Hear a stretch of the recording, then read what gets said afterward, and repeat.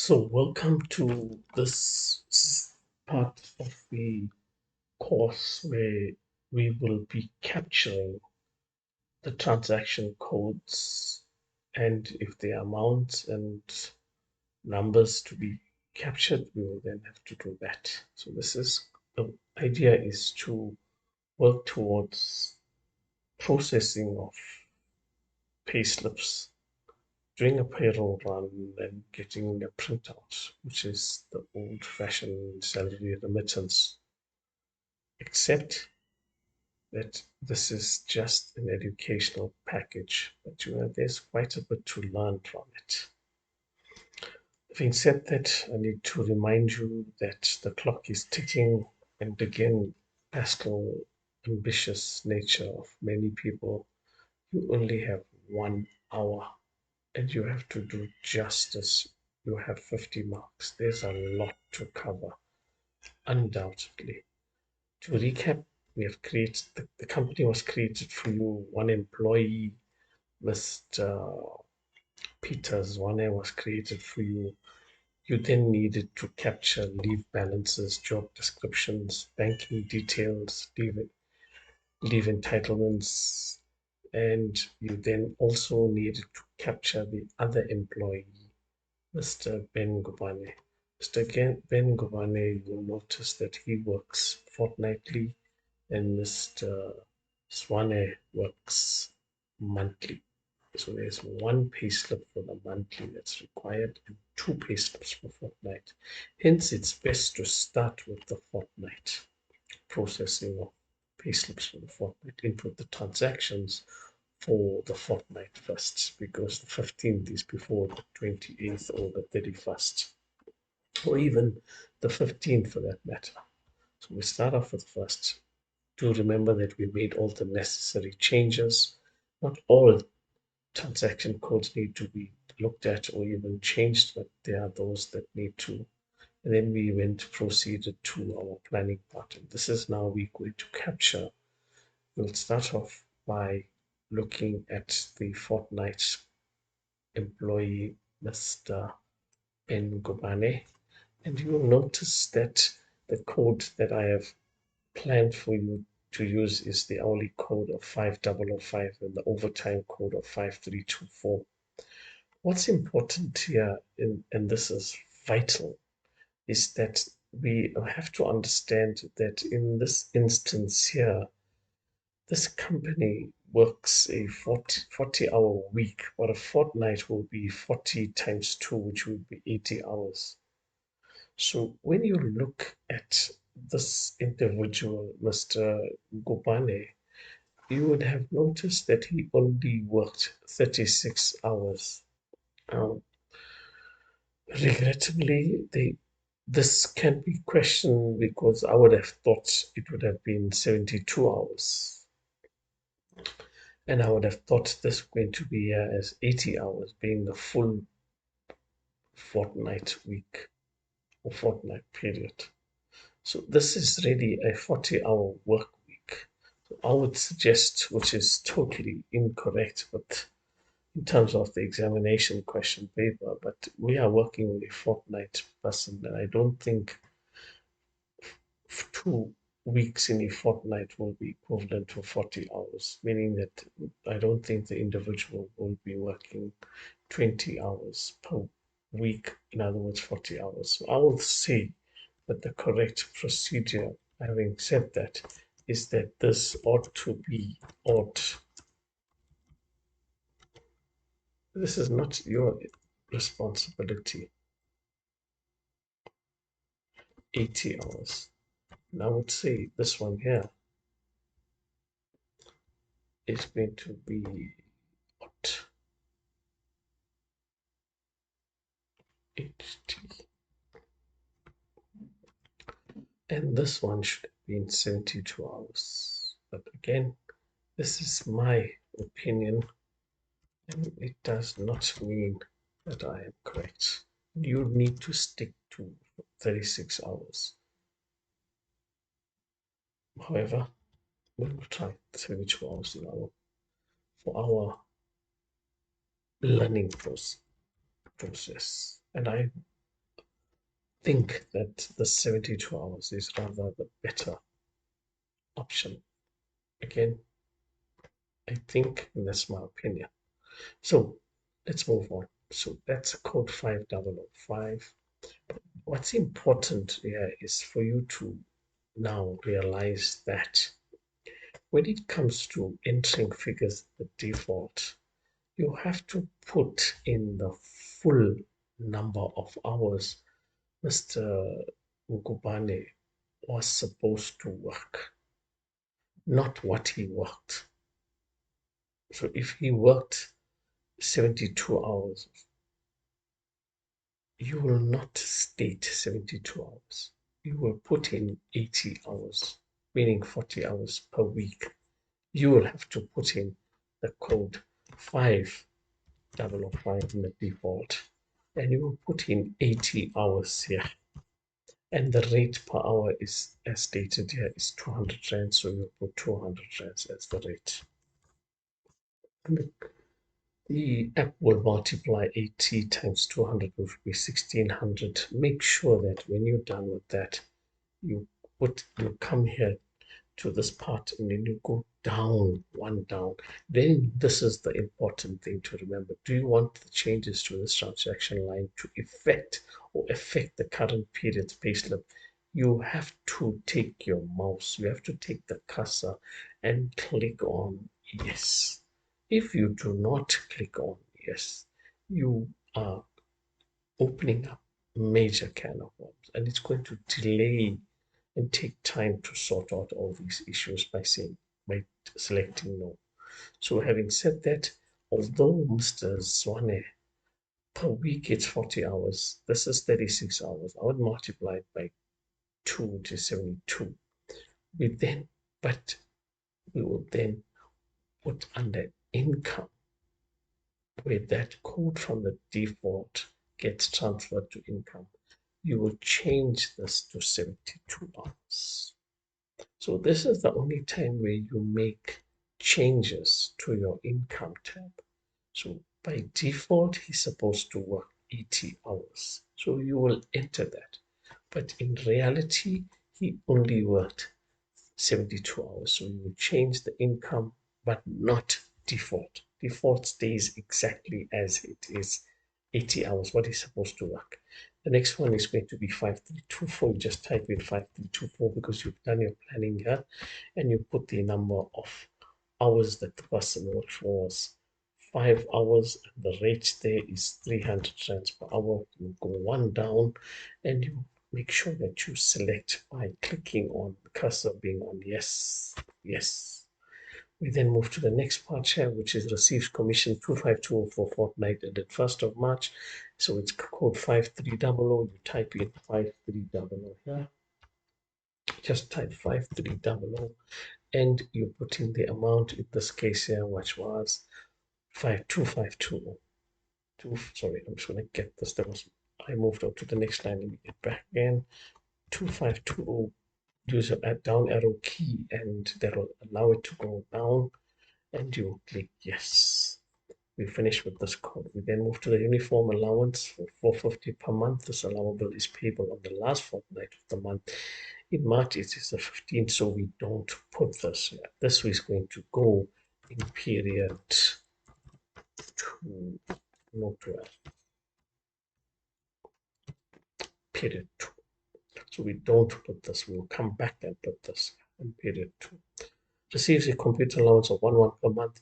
Equal amounts are payable in 2 payslips of the month. So you're going to take 1100 and 1100 divided by 2, which will give you 550 per fortnight. So 1100 divided by 2 because equal amounts on the 2 payslips for the month. Okay, so we're now going to take and put in 550 rands with the code 5700. So you just click on here, type in 5700 and you put in 550. And you make sure that you click choose and you select yes. We're done with the income codes. We did 1, 2, 3. We left out this here because it's only payable on the next fortnight. Then the third one, yeah, 4. So it's 1, 2, 3, 4. We can go to deductions. Then we've got the code of 7,000 there, and we're now going to type in here 7,000 pension fund, and you have to put in the amount. In this case here, it's 1,800 per fortnight. So put in 1,800 there. I think because of my computer settings here, I will just go back and put in 1,800 and go one down and click yes. So let's just read through this here. 1,800 per fortnight. Let's talk about code 9002. We will enter 9002. Yeah, sorry. We will enter 9002 on our payslip. 9002 process payslips, and you find that the percentage that you had captured, click one down, click yes. Yeah, let me remind you, when you did your process, your changing of your transaction, you remember you put in 8.5. Well, there you are. Computer now has calculated for you that 1800 times 8.5%, and that is 1360. So look, going back again now, we've done the pension, we've done both codes of pension. It's important to put in your deductions, any employer contributions. Now he belongs to the medical aid. The total amount is 1588 deducted for the first as well as the second fortnight, 8091 and 9091. 9091 is going to be for 990. So I'm going to key in here 8091. It's 1,500 rands. 8091, 1,500 rands. This is there. Why it did come about is, remember again with the transactions, when we went going up here, you're going to find that under deductions, 8091, we entered 1,500 for the fortnight. There it is here. So whatever you entered on those, it does help a lot in making our life easier. So I'm going to now move to the next one, then that is 9091. Click in here, 9091, and we'll put in the amount of 990 rands. Let's try to figure out why that came about. Yes, now I'm going to go up here and look at 9091, and you're going to find that under 9091, it's given to you that the 990 rands must be captured for the fortnight's employees' medical aid. Insert the amounts as they state there. So that's why it's coming in quite helpful. So although the examiner has given us this here, it's really irrelevant because we are fortunate enough to capture it here. But that's how it is, and we'll have to move on with our lives there, move on to capturing our information.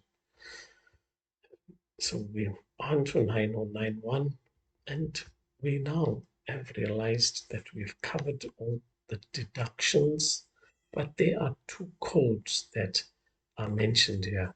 That print and paste must be on for all deductions, staff savings is irrelevant, whole housing is irrelevant, and we've got here the URF, which is already entered for you because it's a mandatory transaction, so you don't need to worry about that. Now, let's look at this here. It says the leave accrual value and bonus accrual must appear on all payslips. Leave accrual value, which is 9120, and bonus accrual 9142 must appear on all payslips. So we go up here. I've also entered it here for you as a reminder. So going here to the check 9120, 9142 are captured by me. Go here 9120, 9120. And although there's no amount, let's leave it because it could get calculated on its own. And 9142, there's an amount there, bonus accrual, and there it is, as it is. right? Now, I've entered this leave accrual value because it stated there that we should enter for, we should be entering.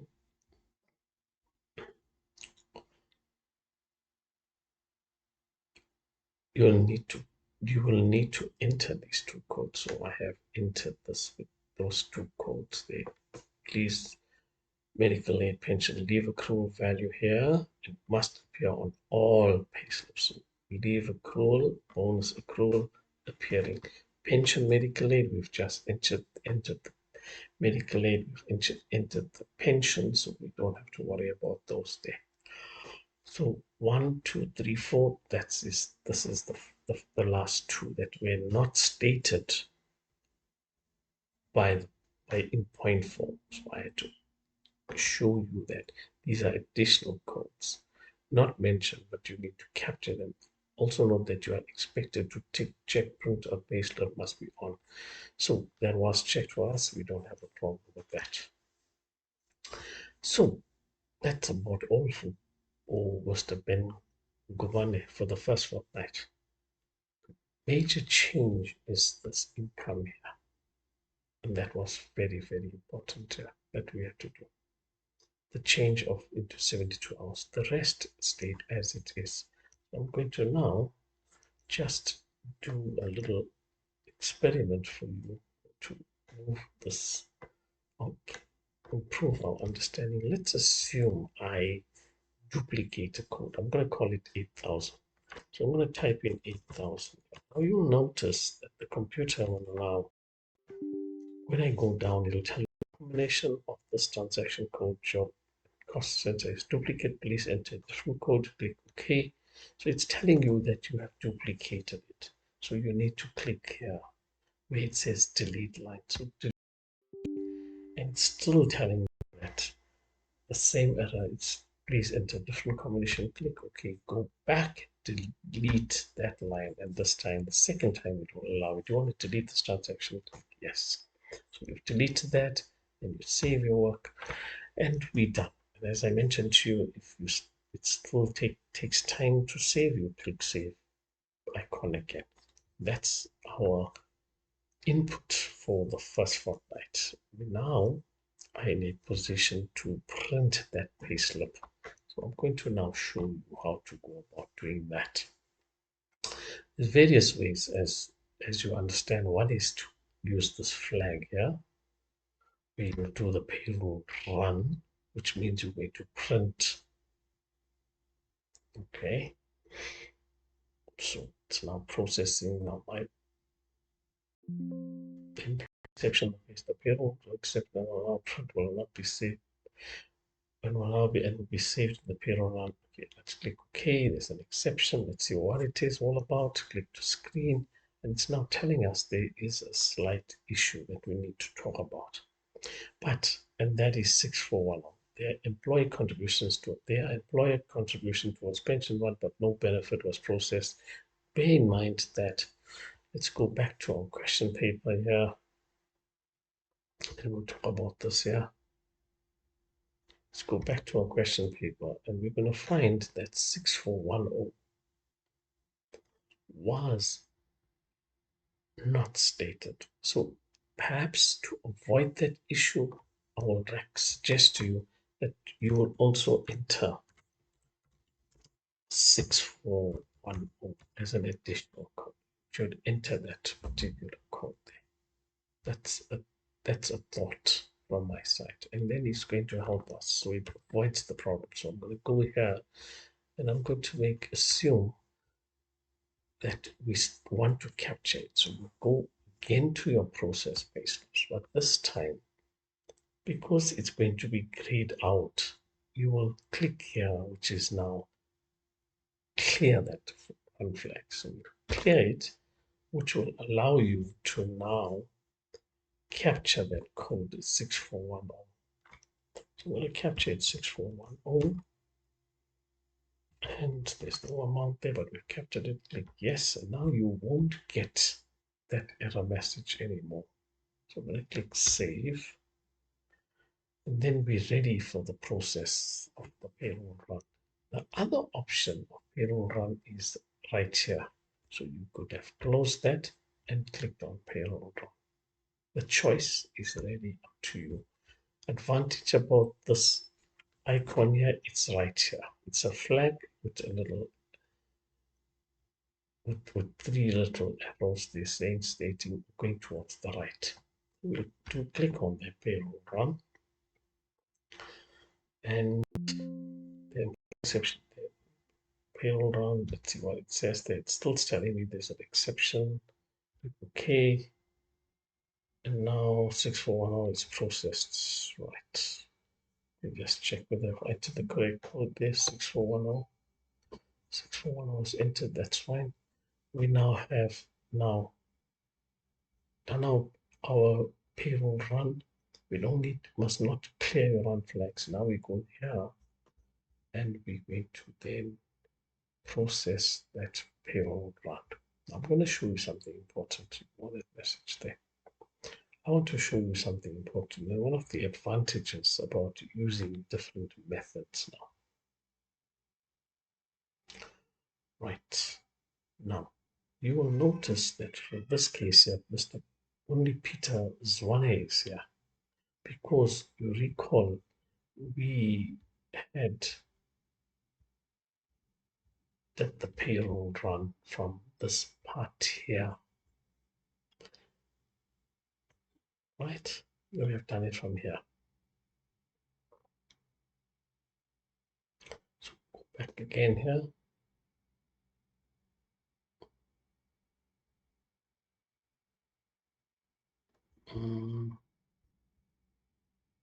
Let's go back. Just a second. Ngubane, there's chair, Mr. Ngubane. There's a chair. So what I suggest to you is this is a good way of working, but rather, I would rather clear the run flags and just go here to payroll run. All this here we have to do it. Click next. Perform the final calculations. Now we're doing the final calculations. Select your employees. Filter. Remove Mr. Peter Zwane, because that's not who we want. We are focusing on Mr. Ben Gubane. Then it will be blue. Click OK. Click next. And you're about to process. Let's go back again. We went to perform, filter, selected Mr. Ben Gubane. Okay, click next. Click processed, and there you are. It's now going to do the payroll run. And when it's done, and now we're ready to, it will print for us. Click OK. Just want to see what it's all about. So let's just do that.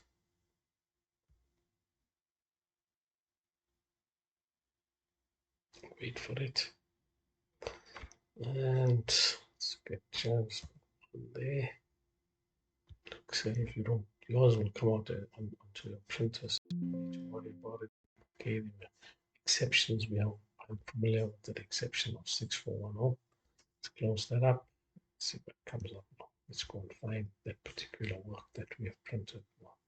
And then when you get your printout, you'll be able to see the work itself. So at this point, we'll try to locate our printout. For this here, we will take a second.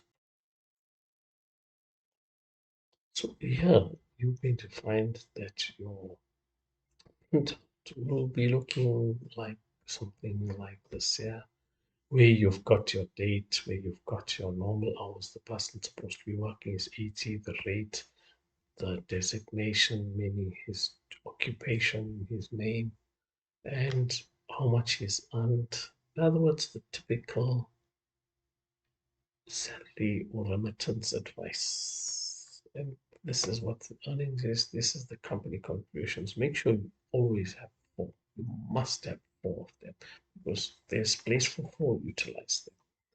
Then you're going to go down and you're going to find all your deductions there. There's the pension, there's the medical aid, and That's the net pay with at the end of it all is 12,135 rands and 63 cents.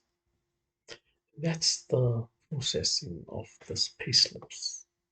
Now we need to close that, and we'll now move to this part here where we do the update. So we'll process, and you then will have to click on pay period update. Know that. Click next. We're doing an update. We're doing the fortnightly period 1. Click next. Backup must be done. Click on I need to do a backup. Backup process.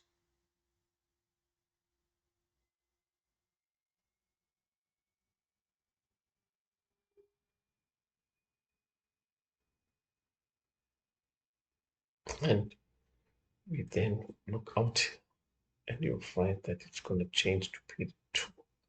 Process. Wait for it to do all the updates, and look out here.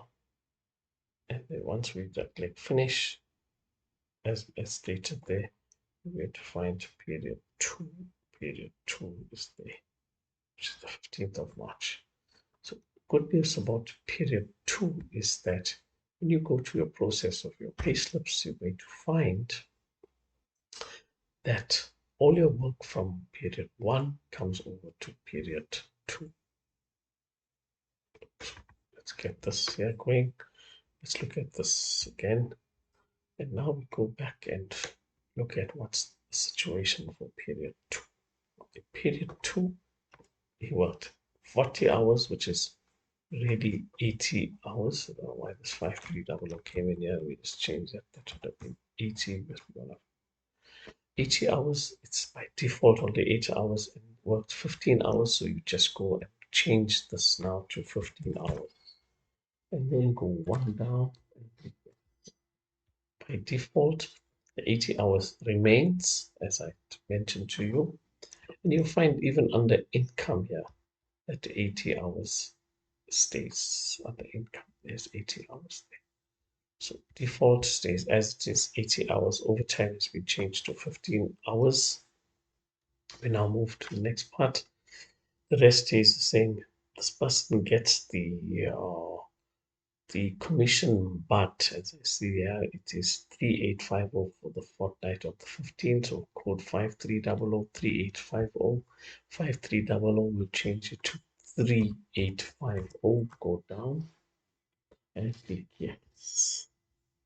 Getting back to our question here. Let's look at this now. Okay, let me just reorganize the screen. Right, it's comfortable and we're able to see. Right, go down. Let's see what other changes. Receives a uniform allowance. If you remember, 450 per month. It was payable on the 2nd of the fortnight, the 15th, which is at code 5660. So you recall we never enter 5660 and the amount is 450. You click here 5660, 5660, and the amount that we put in here is going to be 550. Sorry, 450 per month. The uniform allowance 450. Yes, I can click yes, but we'll get back here because of the computer settings. 450. Go one down. And you're going to get this message, click yes. So we've changed the string, we've added this here, the uniform allowance to 450. Now it receives a computer allowance. You find because it was in period 1, it will also be in period 2. You don't need to stress about it. It's already there, code 5700. There's no need to even bother. You don't have the luxury for checking all this. So you just make the change that's applicable for this period here. That's what you really need to do. And this is important here now. So, and obviously the 3850 with the second fortnight here. So these are now in yellow. So you'll be able to see clearly we've made those changes. And then unlikely there's any change, but we can that this deduction stays as it is. We've already got our code 6410. and we then good to go. So it doesn't take too long to capture the period 2. Click save, make this bigger. Now done. Let's look at the period. I think we should ignore using that at the moment. I would think rather just close it, use your payroll run from here, ignore this here, and next perform the final calculations in payslip. Click filter. We ignore Mr. Swane, move it out. I'm going to concentrate on Mr. Ben Gumane. Make sure you highlight it, click OK, and click next. Process. We will get, possibly we'll get that exception. Okay, see what it's all about. Could be the same 6410. Right, 6410, know that. Right, and we click finish. So we're going to notice that our printout then would have shown us, it would have come out, and then we'll be able to see exactly what we've captured. And so we'll take a moment now to look for, wait for our printout.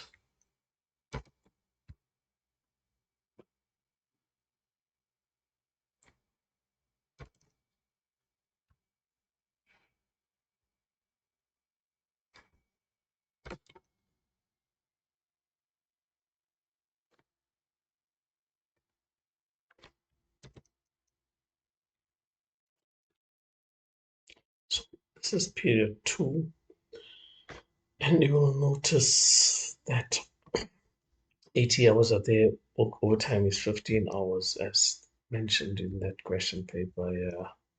Going to find about 15 hours, and remember the 3850 was for the commission. So let's look at the commission. 3850 uniform allowance is 450 with that, and we still have 5700, which is the computer allowance of 550, and the rest stays as it is. So this is an idea about what period 2 will look like. This is the net pay of Mr. Ben Gubane, and that's the end of the fortnight. We're now ready to proceed with the monthly.